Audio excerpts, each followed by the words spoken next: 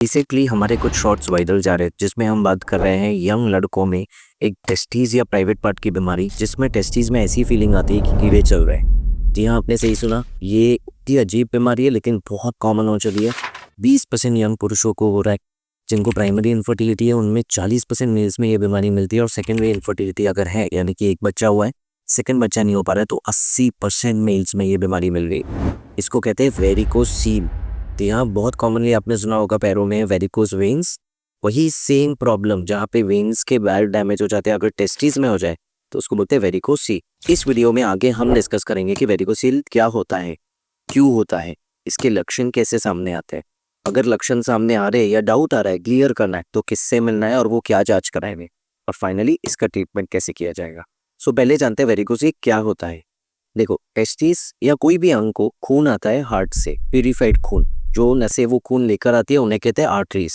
वो खून जब वापस जाता है, वो दूषित खून को वापस ले जाने का काम है वेन्स का। टेस्टिस में जो ब्लड वेसल्स खून लेकर आती है इन्हें कहते हैं टेस्टिकुलर आर्टरीज, और जो वापस लेके जाती है इन्हें कहते हैं टेस्टिकुलर वेन्स, जो कई प्रकार की होती है। पहले एक पेम्पिनिफॉर्म प्लेक्सिस बनता है और वो 4-5 रास्तों से खून ले जाता है, और जो मेन रास्ता है उसको कहते हैं इंटरनल स्पर्मेटिक वेन, जो लेफ्ट साइड में किडनी की वेन में जाती है और फिर बड़ी वेन से जुड़ के हार्ट में, राइट में सीधा बड़ी वेन यानी कि आईवीसी से जुड़ती है और हार्ट।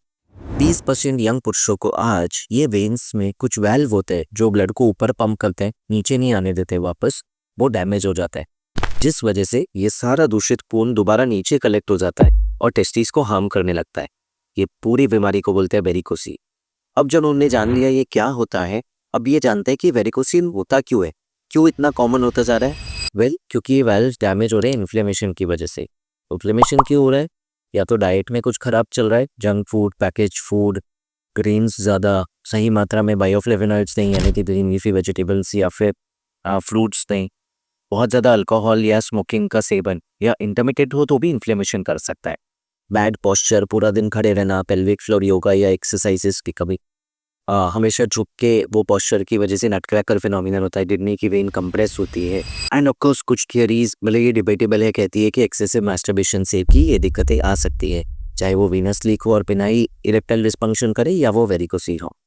सो नसें कमज़ोर पड़ने की वजह से मैं मानता हूँ कि डेफिनेटली अफेक्ट कर सकता है, क्योंकि बहुत पेशेंट्स की एनेक्डोटल हिस्ट्री में मैंने ये पाया है, लेकिन बहुत डॉक्टर्स इस पर डिबेट करेंगे तो मैं नीडल में नहीं जाऊँगा। अब देखते हैं कि अगर वेरिकोसील हो जाए तो लक्षण क्या सामने आते हैं। मोस्ट कॉमन 2 कंप्लेंट्स लेके पेशेंट हमारे पास आता है। पहला कि मुझे टेस्टिकुलर डिस्कम्फर्ट शुरू हुआ था, अजीब लगता था कुछ कुछ पोजीशन में बाइक चलाते हुए, ज़्यादा देर बैठने में, पर अब पेन में बदल गया। Second most common reason infertility. जब कोई कपल देखता है कि बच्चा नहीं हो रहा है कुछ टाइम से, या एक बच्चा हो गया है सेकेंड बच्चा नहीं हो पा रहा है, सेकेंडरी इनफर्टिलिटी, और महिला की सारी टेस्ट कराते नॉर्मल आती है, फिर मेल की कराते पता चलता है सेमेन में कुछ तो प्रॉब्लम है, या तो काउंट कम है, ओलिगोस्पर्मी है, या तो काउंट मोटिलिटी अच्छी नहीं है, अस्थेनोस्पर्मी है, या फिर मॉर्फोलॉजी अच्छी नहीं है, कुछ तो खराबी है स्पर्म में। मोटिलिटी है पर खराबी है, मतलब टेल खराब है या सर खराब है, इसको बोलते हैं टेराटोजूस्पर्मी है। किसी किसी केस में तीनों ओलिगो, अस्थेनो, टेराटोजूस्पर्मी या अलग अलग परम्यूटेशन कॉम्बिनेशंस, ये दोनों कॉमन कारण है। तीसरा मोस्ट कॉमन प्रेजेंटेशन है कि पेशेंट बोलता है सर ना पेन है ना इनफर्टिलिटी, लेकिन बैक ऑफ वर्म्स, ऐसा लगता है जैसे कीड़ों का गुच्छा चल रहा है स्किन के नीचे, और ये देख के बहुत अलग अजीब लगता है, परेशानी होती है। कई बार कोई प्रॉब्लम नहीं है, कुछ और प्रॉब्लम्स होती है, जैसे टेस्टिस का ज़्यादा हैंग होना, क्योंकि टेस्टिस गर्म हो गए वेरिकोसील की वजह से, हीट बढ़ जाना डायरेक्टली, टेस्टिस का श्रिंकेज, टेस्टोस्टेरोन लो होने की वजह से ओवरऑल थकान रहना, मसल मास कम होना, एंड ऐसे कई सारे सिमिलर सिम्टम्स हैं मोर और लेस। अब जब वेरिकोसील पेशेंट्स आते हैं ट्रीटमेंट के पहले एक चीज़ डिस्कस करते हैं कि कहाँ ज़्यादा कॉमन है, लेफ्ट में, राइट में, या दोनों से। तो बहुत कॉमन लेफ्ट में है। अगर 100 पेशेंट मेरे पास आएंगे, 80 को लेफ्ट होगा, 15 को बायलैटरल होगा और 5% पे राइट होगा। ऐसा क्यों? क्योंकि लेफ्ट टेस्टिस की वेन का जो रास्ता है वो बहुत जटिल है। उसको पहले सीधा ऊपर जाना पड़ता है, फिर किडनी की वेन में जुड़ता है, किडनी की वेन 90 डिग्री टर्न होती है, फिर वो आईवीसी में जुड़ती है 90 डिग्री, फिर से ब्लड टर्न, और फिर जाके हार्ट में पहुंचता है। राइट टेस्टिस की वेन सीधा सीधा एक एक्यूट एंगल पे जुड़ती है आईवीसी से, मेन वेन से, और सीधे सीधा ब्लड फ्लो ऊपर चले जाता है, तो उसका रास्ता बहुत जटिल नहीं है। प्लस लेफ्ट किडनी की वेन कई बार अलग अलग बोन्स और खून की नसों के बीच में या 2 खून की नसों के बीच में दबती भी है, जैसे नटक्रैकर फिनोमिनन वो होता है, उससे लेफ्ट टेस्टिस की वेन का वैसे ही प्रेशर हाई रहता है। अब आता है कि किसको मिलना है अगर ये हो जाए। अगर ये हो जाए आपको 2 डॉक्टर्स को मिलना है। पहले यूरोलॉजिस्ट जो मेल प्राइवेट पार्ट्स के स्पेशलिस्ट हैं, और दूसरा इंटरवेंशन रेडियोलॉजिस्ट, क्योंकि ये एक वैस्कुलर प्रॉब्लम है वेन्स का और सालों से इंटरवेंशन रेडियोलॉजिस्ट ये ट्रीट कर रहे हैं, तो इसलिए एक इंटरवेंशन रेडियोलॉजिस्ट शायद इसमें आपकी बहुत हेल्प कर पाए, जो हम डिस्कस करेंगे आगे। इनफैक्ट मेरे ओपिनियन में यूरोलॉजिस्ट से भी बेहतर और फर्स्ट लाइन मेरे हिसाब से इंटरवेंशन रेडियोलॉजिस्ट होने चाहिए। जब आप एक डॉक्टर के पास जाओगे को क्या जांच कराएंगे? मोस्ट कॉमनली और पहली जांच वो करेंगे ऑफकोर्स फिजिकल एग्जामिनेशन, लेकिन उसके बाद एक कलर सोनोग्राफी टेस्टिस की या स्क्रोटम की, जिसे बोलते हैं स्क्रोटल डॉपलर। ये एक स्पेशल कलर सोनोग्राफी है जिसमें रेडियोलॉजिस्ट आपके टेस्टिस का ब्लड फ्लो चेक करेंगे, टेस्टिस का साइज चेक करेंगे कि श्रिंकेज तो नहीं है, ब्लड फ्लो जिन वेन्स से वापस ऊपर जा रहा है उनका डायमीटर कितना है लेटते हुए और खड़े होने के बाद। जब आप खड़े होंगे या बैठेंगे तब उसका डायमीटर कितना है। वो आपको एक प्रेशर लगाने बोलेंगे जिसे बोलते हैं वैल्सेल्वा। सांस रोककर ऐसे जोर लगाओ जैसे लेफ्ट के रास्ते जोर लगा रहे हो मोशन लाने के लिए। उस प्रकार से वैल्सेल्वा कराते हुए, लेटते हुए, खड़े होते हुए फिर से वो डायमीटर्स लेके, अगर उन्हें यकीन हो जाता है कि टेस्टिस की वेन सच में सूजी हुई है और प्रेशर लगाने पे तो सारा ब्लड रिवर्स नीचे आ रहा है और बहुत ज़्यादा सूज रही है, that means this is varicocele. वो उसको सर्टेशी क्लासिफिकेशन एक होता है, उस हिसाब से ग्रेड करेंगे between 1 to 5, higher the grade more the problem, और फिर आपका इलाज शुरू हो पाएगा इसके बेसिस पे। इसके अलावा हर बार हम लोग सीरम टेस्टोस्टेरोन लेवल टेस्ट करते हैं कि टेस्टिस को डैमेज होकर टेस्टोस्टेरोन तो नहीं कम हुआ, फ्री और टोटल टेस्टोस्टेरोन दोनों, और लास्ट में हम सीमेन एनालिसिस कराते हैं देखने के लिए कि धातु को अफेक्ट तो नहीं हुआ।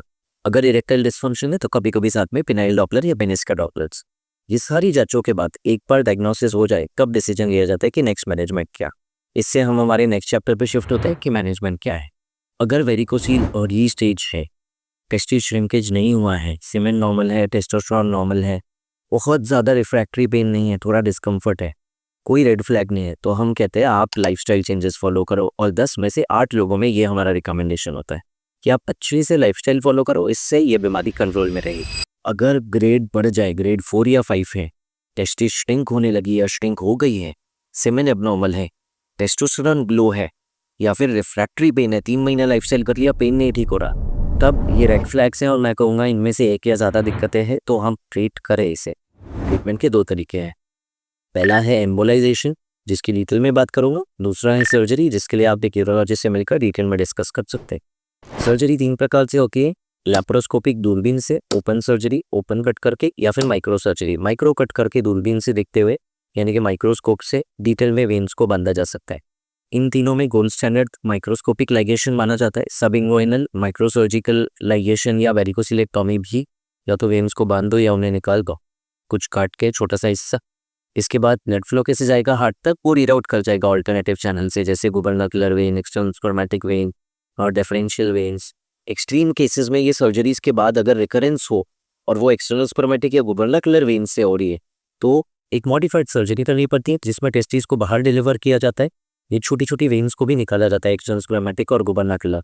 उसके बावजूद ब्लड रिटर्न में प्रॉब्लम नहीं आती, वो ढूंढ लेता है अपना रास्ता, बहुत कोलैटरल चैनल्स होते हैं। ऑफकोर्स गोल्ड स्टैंडर्ड अगर सर्जरी फेल हो जाए तो वेरिकोसील एम्बोलाइजेशन है, ये सारे लिटरेचर मानता है, क्योंकि जब हम एम्बोलाइजेशन के लिए एंजियोग्राफी करते हैं हम पाते हैं कि इंटरनल स्पर्मेटिक वेन्स भी अभी तक खुली है। सर्जन बता रहे हमने बांध दी, काट दी, लेकिन फ्लो पूरा रिवर्स हो रहा है। मैं अगर हफ्ते में 15 केस करता हूँ तो 5 से 7 केस फेल्ड सर्जरी के केसेस होते हैं, और अब रिसेंटली फेल्ड एम्बोलाइजेशन के केसेस भी आ रहे हैं। एम्बोलाइजेशन का एक लाइव वीडियो से आपको दिखाता हूँ हम करते क्या। ये पेशेंट को बाइलेटरल वेरिकोसील है। सबसे पहले हम राइट थाई में पंचर लेते हैं, पेशेंट होश में है, लोकल एनेस्थेशिया में, सुन करके चीटी काटने से मन दर्द होता है, डंक लगता है, फिर कुछ नहीं करना चाहता। एक छोटा सा कैथेटर ले जाता है तार लेफ्ट किडनी की वेन में, उसमें से एक बार प्रेशर लगा के दिख जाए टेस्टिस में, उसमें चले जाते हैं तार लेके, डाई डालते हैं, देखते हैं कि वाल्व डैमेज है, पूरा फ्लो नीचे टेस्टिस के लोअर पोल तक जा रहा है। पतला माइक्रो कैथेटर माइक्रो तार ले जाते हैं टेस्टिस की वेन के ऊपर तक ऑलमोस्ट, और वहाँ से एक केमिकल छिड़क के झाग जैसा फाइब्रोवेन स्क्लेरोस है, हम ग्लू डालना शुरू करते हैं और पूरा लंबा इंटरनल स्पर्मेटिक वेन को बंद कर देते हैं। एक बार हम ये कर दे, मेरी पर्सनल एक्सपीरियंस में सक्सेस रेट इस 99.5% प्लस। 200 में मुश्किल से कोई एक केस होगा जो बोलता होगा या जिसके रेडियोलॉजी पे पूरा क्योर नहीं हुआ है, बाकी मैंने आज तक हर केस में क्योर देखा है। अगेन इसके बहुत रीजंस है, क्योंकि ये जो SOPs हमने बनाए हैं, ये जो एम्बोलिक एजेंट्स का कॉम्बिनेशन है, हम बहुत बारीकी से काम करते हैं। सेकेंड, ग्लू डालने के बाद हम केयर लेते हैं कि वो किडनी की वेन से बहुत दूर खत्म हो जाए, गलती से एक ड्रॉप भी किडनी की वेन की तरफ ना आए, और सारे औजार निकाल लेते हैं। जो आपको डराया जाता है कि कॉइल यूज़ होता है, मैं कॉइल यूज़ करता नहीं, कॉइल पेन करेगा, हार्ट में उड़ जाएगा, मैं यूज़ ही नहीं करता, तो ये सब रिस्क नहीं। जो लोग यूज़ भी करते हैं तो ये रिस्क नहीं है टू बी ऑनेस्ट, अच्छे हाथों हो, बाकी नौसिखे हाथों में तो कुछ भी हो सकता है। सारे औजार निकालने के बाद नया फ्रेश कैथेटर लेते हैं, सिम2 कैथेटर, और सेम साइड से राइट इंटरनल स्पर्मेटिक वेन में चले जाते हैं। अब नॉर्मली एम्बोलाइजेशन द्वारा या एंजियोग्राफी द्वारा राइट वेन में घुसना बहुत मुश्किल होता है, पर अब इतने सालों के एक्सपीरियंस के बाद और इतने हाई वॉल्यूम सेंटर होने के बाद हम बहुत आसानी से राइट वेन में घुस जाते हैं। उसमें माइक्रो कैथेटर ले जाके पूरी तरह वो लंबी वेन बंद कर देते हैं, जिससे बहुत लाभ मिलता है। पूरा प्रोसीजर खत्म होने के बाद हम सारे औजार निकालते हैं, थाई में से वो शीट को निकालते हैं, थोड़ा सा दबाव देके रखते हैं वहाँ पे, जिसके बाद वो पूरा क्लॉट हो जाता है। पेशेंट से कहते हैं 4 से 6 घंटा ये पैर मोड़ो मत, बोर्ड में लेटे रहो एक जगह, उसके बाद आप दौड़ सकते हो, कुछ भी कर सकते हो। शाम को डिस्चार्ज कर देते हैं, जिसको ट्रैवल करना है वो ट्रेन लेके शाम को ही ट्रैवल भी कर लेते हैं, कभी कोई दिक्कत नहीं है आज तक। इसी पेशेंट में मैंने मेजर या ड्यूरेबल कॉम्प्लिकेशन, ब्लीड या इन्फेक्शन टू बी ऑनेस्ट अभी तक नहीं देखा है। सर्जन्स के रिजल्ट बहुत ख़राब हो सकते हैं और इंटरवेंशन रेडियोलॉजिस्ट के रिजल्ट बहुत अच्छे हो सकते हैं। आपको चूज़ करना पड़ेगा based on expertise, high volume centre, transparency, communication, end of course अगर कोई टेस्टिमोनियल है लाइव पेशेंट का तो आप डिस्कस कर सकते हैं। तो बिना वीडियो को और लंबा खींचे, आपको डिटेल में देखना है, आप हमारा yoga video, diet video, lifestyle video, live cases, ये सारे देख सकते हैं, ये आपको हेल्प करेंगे। एंड चैनल को सब्सक्राइब करना ना भूलें, क्योंकि बहुत बात करने वाले हैं इस पे। आके सुरक्षित रहे।